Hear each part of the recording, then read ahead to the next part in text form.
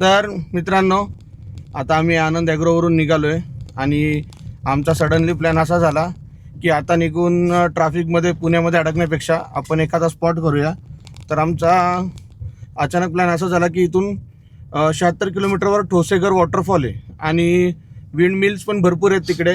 तर पोरांना पण थोडंसं काहीतरी नवीन बघायला मिळेल, चांगला एन्जॉय होईल, चांगलं फॉगवालं वेदर असणार आहे तिकडे पण. तर आम्ही असं ठरवलं की आता इथून आपण डायरेक्ट ठोसेघरला जाऊया. तर आम्ही निघालो आता मेढा मार्गे. तर आमचे अभिजित दादा त्यांनी सांगितलं की तुम्ही मेढा मार्गे जा, तुम्हाला चांगले सीन्स बघायला मिळतील, जंगल आहेत, रस्ते असे वळणावळणाचे आहेत आणि असं फॉगी वेदर तुम्हाला मिळणार. तर त्यासाठी आम्ही त्या रोडने निघालो आहे. तर चला आपण वेदर एन्जॉय करूया. मित्रांनो, आता आपण ज्या रस्त्याने चाललो आहे तो आहे पाचगणी मेढा रोड, जो मी मगाशी बोललो. आणि बघा तुम्ही काय रोड आहे, एकदम क्वालिटी, पूर्ण फॉग आणि असं वाटतं कुठे आलो आहे असा रोड आहे. खरंच चांगला एक्सपिरियन्स आहे हा आणि पूर्ण आम्ही एन्जॉय करतो आहे. आजच्या दिवसाचं आमचं फोटो सेशन राहिलं होतं आणि आम्ही चांगला स्पॉटच बघत होतो की कुठे आपल्याला असं रस्त्यामध्ये थांबता येईल आणि चांगले फोटो काढता येईल. तर एक छान आम्हाला असा स्पॉट मिळाला आहे रस्त्याने जाताना, एक घाट उतरताना. तर चला बघूया.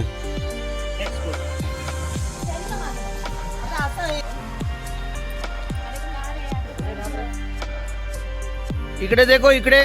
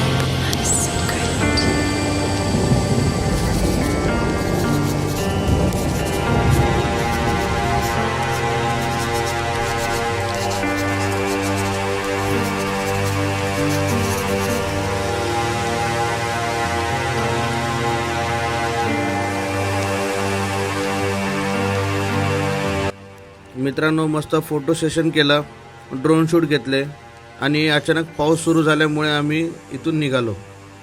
असं पण वेळ खूप झाला आहे, त्यामुळे फटाफट आपण ठोसेघरच्या दिशेने निघूया. तर चला. मित्रांनो, खूप भूक लागली होती, त्यामुळे आता मी मेढ्यामध्ये थांबलोय. वडापाव द्या. पाऊस येतोय छान आणि मस्त वडापाव भजी गरम गरम. तू वडापाव खाणार आहे? असं नाश्ता करायला आम्ही थांबलोय.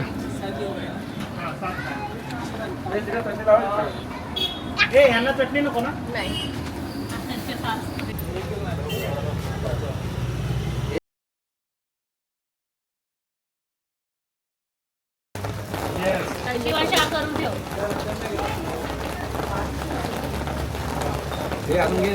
मेढ्यामध्ये छान नाश्ता झाला आणि नाश्ता करून आता आम्ही ठोसेघरच्या दिशेने फायनली निघालो आहे. आता डायरेक्ट आम्ही तिथेच पोहोचणार आहोत. आता आपण जे आलो आहे ते मेढ्यातून पुढे आल्यावर सातारा सिटीतूनच आलो आहे. म्हणजे सातारा सिटीपासून अवघ्या 20 किलोमीटर अंतरावर ठोसेघर धबधबा आहे.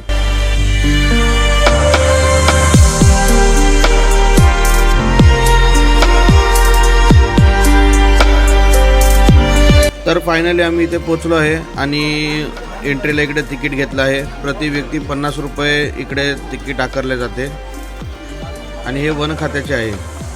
गेटमधून आतमध्ये येताच ठोसेघर धबधबा नावाचा छान असा सेल्फी पॉईंट बनवलेला आहे. तिथे आम्ही फोटो काढून पुढे निघालो.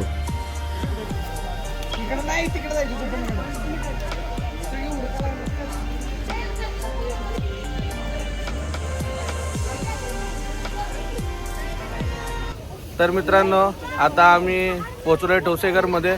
जो ठोसेघर धबधब्याचा स्पॉट आहे तिकडे आम्ही आता आलोय. एंट्रीला 50 रुपये तिकीट आहे. प्रति व्यक्ती 11 वर्षांच्या खाली फ्री आहे. 11 वर्षानंतर 50 रुपये एंट्री फी आहे. ती देऊन आता आम्ही आतमध्ये आलेलो आहे. आता चाललोय. मस्त छान व्ह्यू आहे. चला.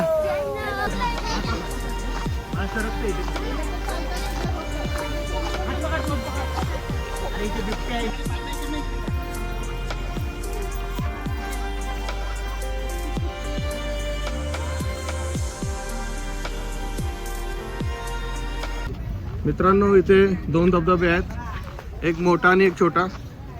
तर आता आम्ही पहिले चाललोय मोठ्या धबधब्याकडे.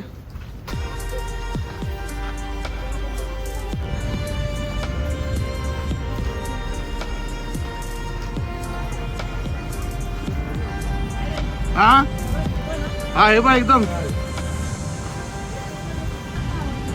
हो मोठा आहे धबधबा. मागे फोटो नाही बघितला.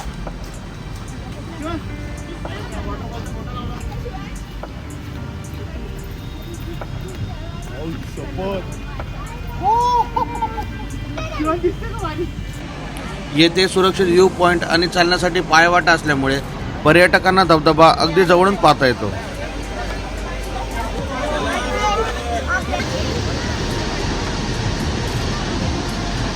महाराष्ट्रातील सर्वात उंच आणि सर्वात सुंदर धबधब्यांपैकी एक म्हणजे हा ठोसेघर धबधबा.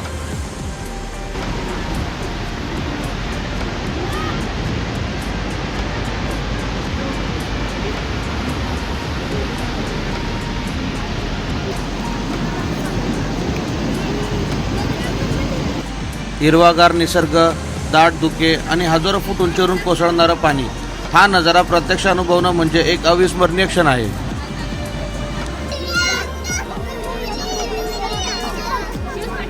डुडी डुडी डाम डाम डुडी डुडी डाम. त्यांना सांगते रे.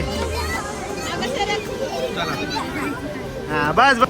तर मंडळी इथला आम्ही छोट्या नाही मोठा धबधबा आता इकडे बघितला. मोठ्या धबधब्यामध्ये पण 2 साईड जसं तुम्ही बघितलं असेल, एक राईटला जो खूप मोठा वरतून खाली पडतोय आणि त्याचं जे पडल्यावर जे वरती उडतंय जे पाणी ते खूपच छान आणि दृश्य खूप मस्त होतं. त्याच्यानंतर समोरच्या साईडला एक धबधबा होता, तो एक बघितला.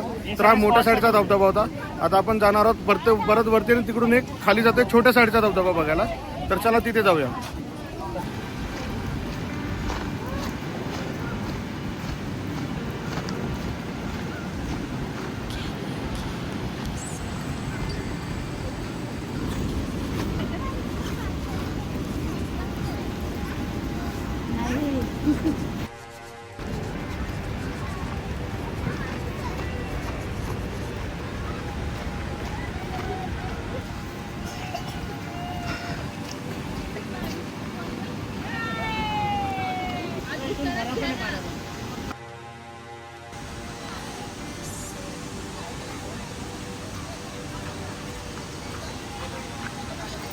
हळूहळू हळूहळू फ्री फ्री.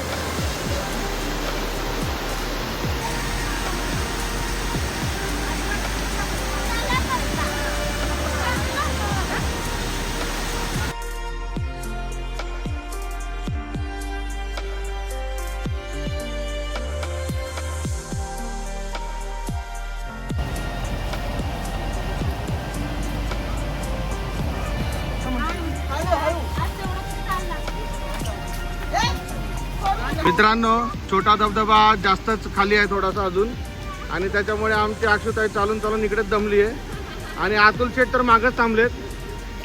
तर चला हे तर इकडे बसलेत, पण आता आपलं पब्लिकला विचारायचं जायचं का नाही,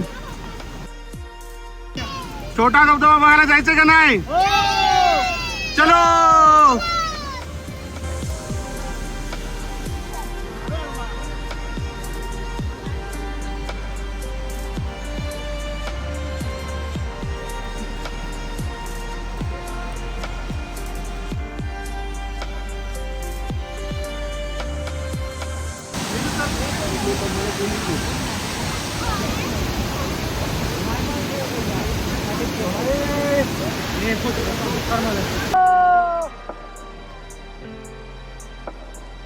धबधब्याच्या जवळ जाता येऊ नये म्हणून पूर्णपणे जाळ्या मारल्या असल्यामुळे हा धबधबा पर्यटकांसाठी तसेच लहान मुलांसाठी एकदम सेफ आहे.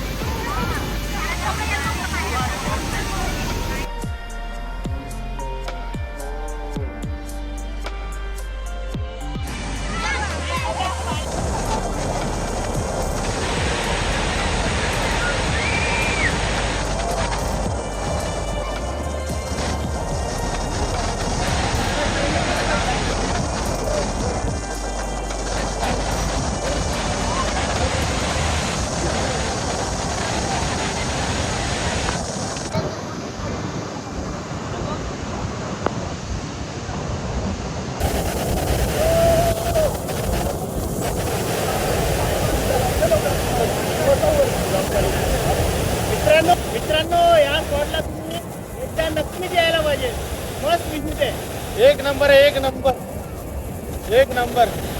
ठोसेघर खतरनाक, जबरदस्त. आता कसं वाटत?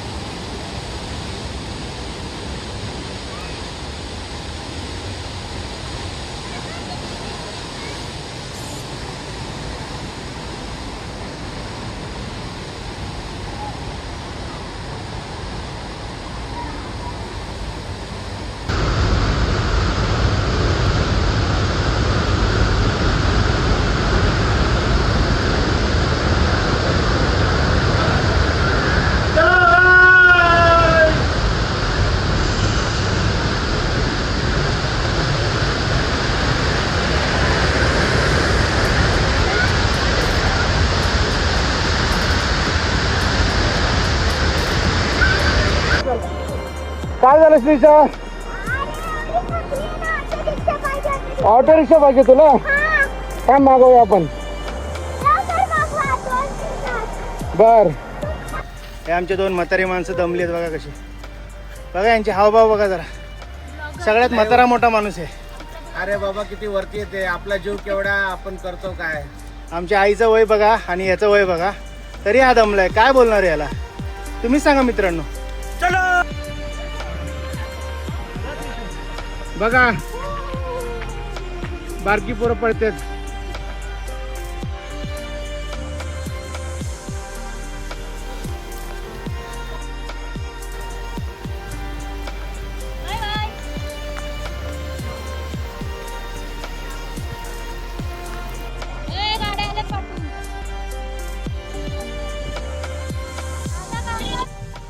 तर मंडळी मस्त ठोसेघर वॉटरफॉल, छोटा धबधबा मोठा धबधबा जे काय होतं सगळं फुल एन्जॉय केलं आम्ही. आणि मला असं वाटतं जो मोठा होता तो छोटा होता आणि जो छोटा होता तो मोठा होता. पण जो छोटा धबधबा होता जो शेवटचा तिकडे एवढं मस्त एन्जॉय केलं, पूर्ण आम्ही भिजलो. आणि खरं या 3 दिवसात आम्ही एन्जॉय केला आहे चांगला. आणि धबधबा एवढा बाजूने एवढा मोठा धबधबा म्हणजे मी तर पहिल्यांदाच एवढा मोठा धबधबा अशा एवढा बाजूने बघितला की त्याचं एवढं पाणी अंगावर येत होतं. तिथेच आम्ही पूर्ण भिजलो, छान एन्जॉय केला. त्याच्यानंतर आता आम्ही एका ठिकाणी थांबलो, कपडे चेंज केले, फ्रेश झालो, चहा वगैरे पिलो मस्त. आणि आता आम्ही परतीच्या प्रवासाला लागलो आहे. तर आता वाजलेत 6:45. साधारण आम्ही खेड शिवापूरला जेवायला थांबायचा प्लॅन आहे. पण आता रस्त्यात बघूया कसं काय होतं ते. आणि मुंबई, तर चला बघूया. मित्रांनो, 17 जिल्ह्यातील तसेच सातारा सिटी जवळ असलेला हा ठोसेघर धबधबा तुम्हाला कसा वाटला, तसेच तुम्ही इथे गेला आहात का, कमेंट करून नक्की सांगा. जर तुम्ही या पावसाळ्यात कुठेतरी फिरायला जाण्याचा प्लॅन करत असाल तर ठोसेघर धबधबा तुमच्या ट्रॅव्हल लिस्टमध्ये नक्कीच असला पाहिजे. व्हिडिओ आवडला असेल तर लाईक करा आणि तुमच्या ट्रॅव्हल पार्टनरला नक्की शेअर करा. आणि अशाच भन्नाट पर्यटन स्थळांसाठी भटकंती विथ विनयला अजूनही सबस्क्राईब केला नसेल तर सबस्क्राईब करायला विसरू नका. तर मित्रांनो, पुढची आपली भटकंती असणार आहे महाराष्ट्रातील मिनी केरळ मुन्नार म्हणजेच कराडजवळील सांगली जिल्ह्यातील गुढे पाचगणी येथे, जिथे आपण बघणार आहोत डोंगर रांगा, दऱ्या, धुके, पवनचक्क्या आणि पावसाळ्यातील सुंदर निसर्ग. तसेच सातारा व सांगली जिल्ह्याच्या बॉर्डरवरती असलेले आणि सह्याद्रीच्या पर्वतरांगांमध्ये वसलेल्या येनपे गाव, जे डोंगर व धरणाला लागून निसर्गाच्या कुशीत आहे. तर चला भेटूया पुढच्या व्हिडिओमध्ये. तोपर्यंत टाटा बाय.